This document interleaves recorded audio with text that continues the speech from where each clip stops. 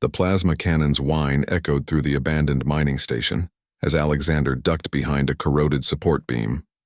3 Vortakian slave traders had cornered him in the depths of Kepler Station's lower levels, but he wasn't about to give up without a fight. "Human scum!" One of the traders snarled in broken standard. "You interfere with legitimate business." Alexander gripped his salvaged pulse rifle tighter. There was nothing legitimate about what these reptilian bastards were doing. He'd seen the cargo manifest. 12 sentient beings, including children, bound for the flesh markets of the Outer Rim. Among them was a young girl with luminescent blue skin and silver eyes, no older than 10 standard years. The girl, Emma, she'd whispered her name through the cage bars, belonged to a species Alexander had never encountered before.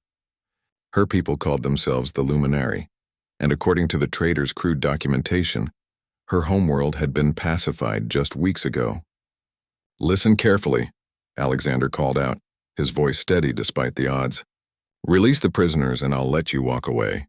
Continue this path and I promise you won't enjoy the consequences." Harsh laughter echoed through the corridor. "1 human against 3 Vortakians? You are either brave or stupid, mammal." "Usually both," Alexander muttered, then raised his voice. "Emma, when I give the signal, close your eyes and cover your ears."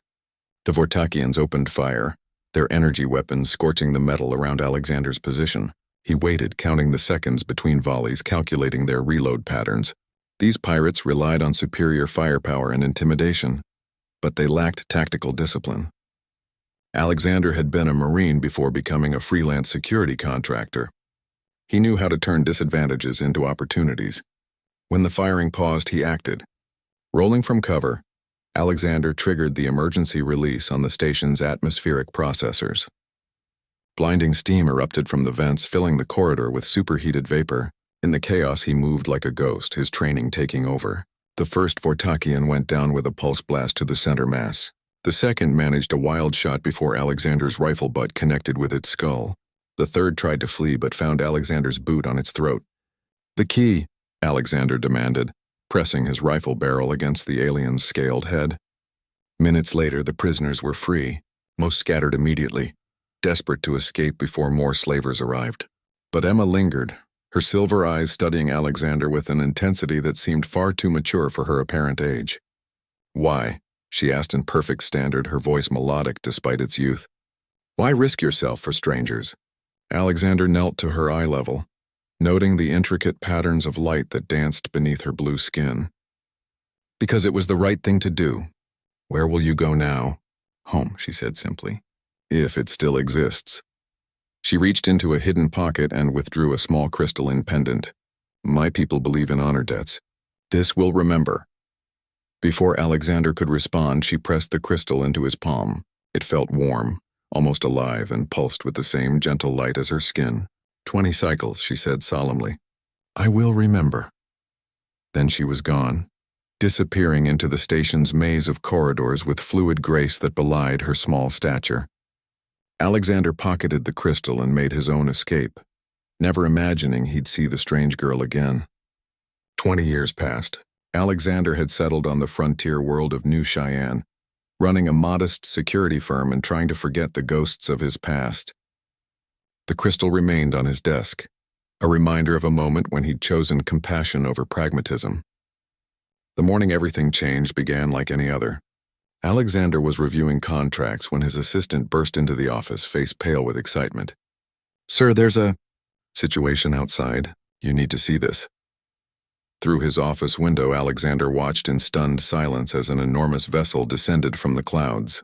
It was unlike any ship in human or known alien registries, a graceful fusion of organic curves and crystalline spires that seemed to bend light around its hull. The ship settled in the town square with impossible gentleness, its very presence making the air shimmer with otherworldly energy.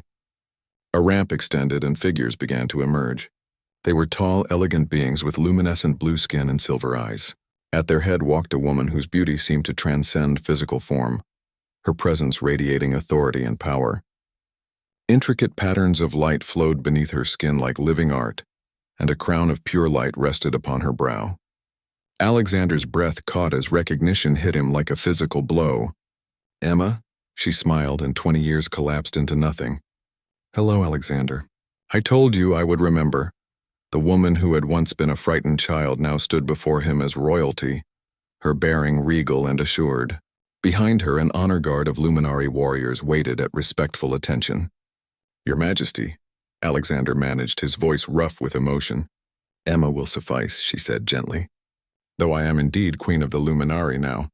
Our people rebuilt after the Vortakian raids. We grew stronger, wiser. And we never forgot the human who showed us that courage exists in the most unexpected places. She gestured to the town around them, where humans and the few resident aliens stood watching in awe. We've come to offer an alliance.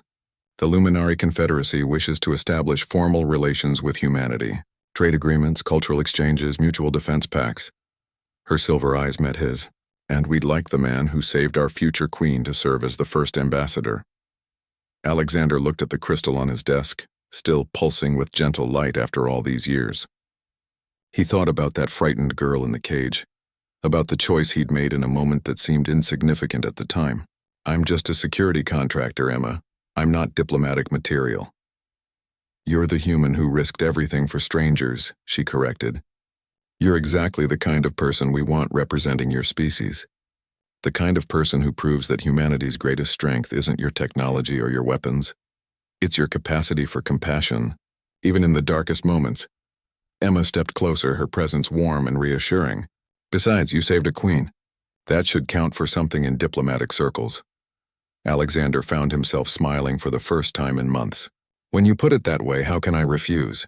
As he shook the hand of the alien queen he'd once rescued as a child, Alexander realized that sometimes the smallest acts of kindness echo across decades, reshaping the universe in ways no one could predict. The age of human luminary cooperation had begun, born from a moment of compassion in a forgotten corner of space.